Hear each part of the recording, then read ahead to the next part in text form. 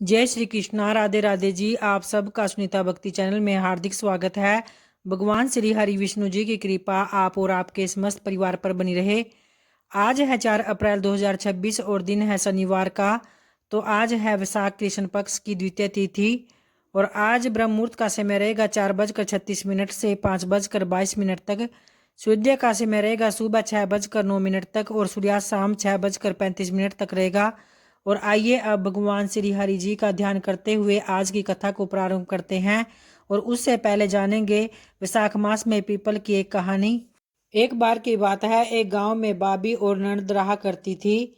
बाबी की सास मरते वक्त अपनी बहू को कह गई कि बहू तुम मेरी बेटी का अच्छे से ख्याल रखना और उसे अपने बच्चों की ही तरह लाड प्यार करना। तो बहू ने अपनी सास को वचन दे दिया था कि जिसे बहू अच्छे से निभा रही थी और अपनी ननद का खूब ख्याल रखा करती थी और उसकी कोई संतान नहीं थी। एक बार जब वैशाख मास का महीना आया तो भाभी हर रोज सुबह जल्दी उठकर पीपल सींचने जाया करती थी और नंद भी साथ साथ पीपल में जल चढ़ाने जाया करती थी। भाभी पीपल के हाथ से जोड़कर कहती कि हे पीपल देव, मुझे एक पुत्र दे दो। तो नंद भी हाथ जोड़कर पीपल देव से कहने लगी कि मुझे भी भाभी की तरह ही जो भी मांगती है वैसे ही वरदान दे दो। और इसी तरह रोज पीपल की पूजा और जल चढ़ाने चली जाया करती थी। देखते ही देखते वैशाख का महीना पूरा होने वाला था। तो पीपल देवता बाबी और नंद दोनों पर प्रसन्न थे। तो पीपल देव ने बाबी को पुत्र प्राप्ति का वरदान दे दिया। लेकिन नंद के लिए पीपल देव सोचने लगे कि इसे पुत्र का वरदान कैसे दे दूं, ये तो कुंवारी है। तो ऐसे ही बार बार वरदान मांगने पर उसे भी पीपल देव ने वही वरदान दे दिया। और कुछ समय बाद जब बाबी गर्भवती हो गई तथा नंद भी फलक से पुत्र को जन्म दिया, तो जैसे ही बाबी ने नंद के पास वह बच्चा देखा तो वह बहुत परेशान हो गई और उससे पूछने लगी। तो नंद ने उसे पीपल देव की सारी बातें बता दी। फिर बाबी को कुछ समझ नहीं आ रहा था फिर वह क्या करे कि अगर किसी को यह बात पता चल गई तो सारे गांव में उसकी बदनामी होगी। और कुछ समय बाद सोचकर भाभी ने ननद से कहा कि तू किसी को कुछ मत बताना और कह देना कि यह जुड़वा पुत्र मेरे हुए हैं। तो भाभी ने ये बात अपने पति को भी नहीं बताई थी। और एक दिन जब भाभी कुएं से पानी भरने गई हुई थी तो नंद से बोली कि बच्चों का तुम ख्याल रखना जब तक कि मैं पानी लेकर आती हूँ। तब नंद बच्चों को जब सुला रही थी तो उसका बच्चा जोर जोर से रोने लगा और उसे चुप कराती हुई नंद बोली, बिना बाप के अंधे बोल, तू कहाँ से आया। और यह बात बार बार कहती जा रही थी। और उसी समय उसका भाई वहां पर आ पहुंचा और उसने सारी बात सुन ली। जब उसकी पत्नी पानी लेकर वापस आई तो वह उसे पूछने लगा कि बहन ऐसा क्यों कह रही है। तब भाभी उसे टालने लगी लेकिन फिर वह नाराज हो गया और बोला, देखो मुझे सारी बात सच सच बता दो। और तब भाभी ने सारी बात अपने पति को बता दी। तब यह सुनकर भाई बहुत परेशान हुआ और कहने लगा कि इस बात से मेरी बहन की बहुत बदनामी होगी, उससे कौन शादी करेगा। तो यह बात लेकर फिर वह पीपल देव के पास जा पहुंचा कि मेरी बहन तो नादान थी, आप तो ये सब जानते थे, फिर आपने उसे ऐसा वरदान क्यों दिया। यह बच्चा आप ही संभालिए। और यह सब कहकर उस बच्चे को पीपल के ऊपर रख दिया। तभी पीपल के पेड़ दो हिस्सों में बंट गया और वह बच्चा भी पीपल के पेड़ में ही समा गया। उसी क्षण पीपल के पेड़ में दरार भी आ गई। और धीरे धीरे जब समय बीतता गया तो एक बार जब भाई अपने घर हवन करवा रहा था और सभी गांव वालों को उसने हवन में बुलाया तो पंडित ने जब हवन शुरू किया तो हवन की अग्नि नहीं जली और उसमें बहुत सारा घी भी डाला गया लेकिन अग्नि नहीं जली। तभी पास ही के गांव में एक संत महात्मा को बुलाया गया और उसने सारी बात बताई।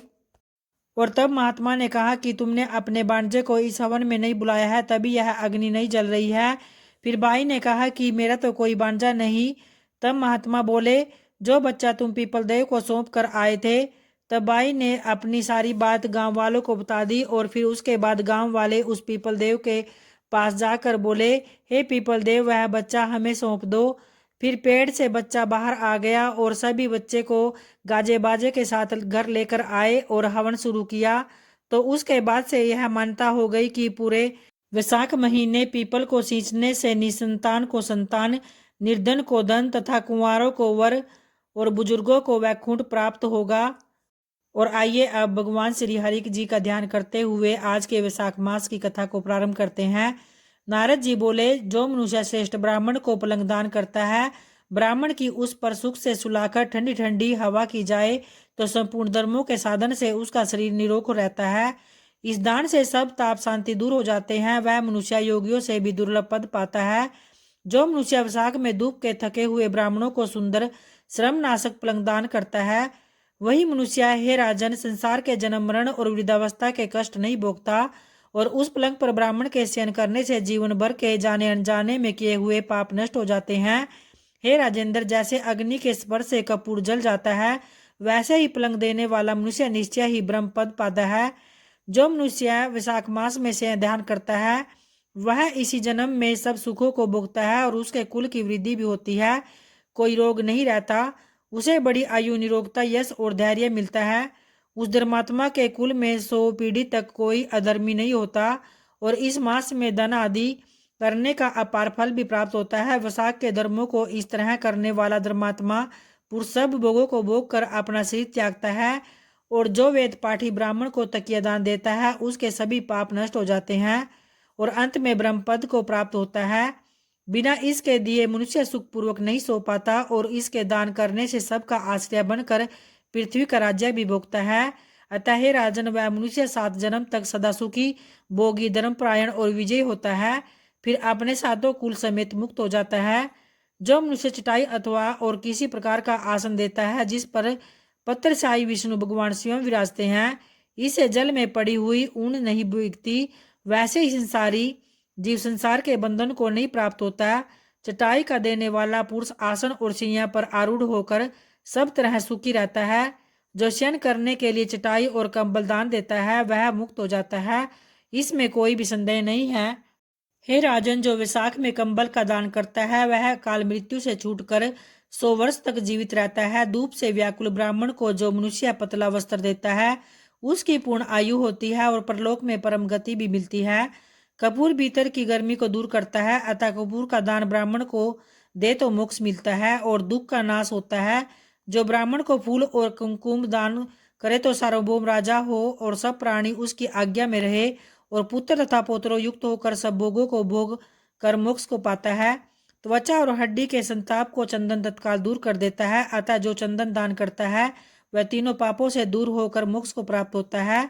जो जल में भीगी हुई खस, चंपा या कुसा दान करता है, हे राजन, वह प्राणी सब प्रकार से सुख भोगता है। सब देवता उसकी सहायता करते हैं और उसके सब पाप और दुख दूर हो जाते हैं और अंत में वह मोक्ष को प्राप्त होता है। जो वैशाख में गोरोचन और कस्तूरी दान करता है, वह तीनों पाप से छूटकर मोक्ष पद प्राप्त करता है।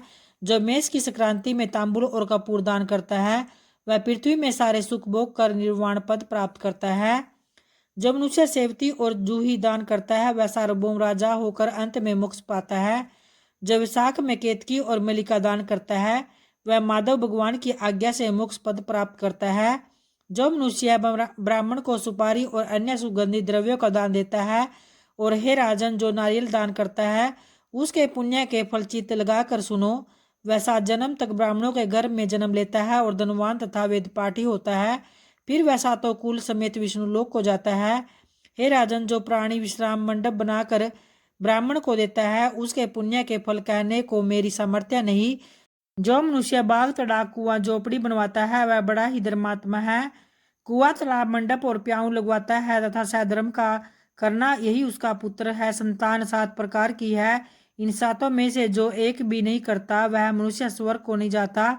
उत्तम शास्त्रों का सुनना, तीर्थ यात्रा, सत्संग, जलदान, अन्नदान, पीपल का पेड़ लगाना और पुत्र होना, ये 7 प्रकार की संतान देवताओं ने कही है।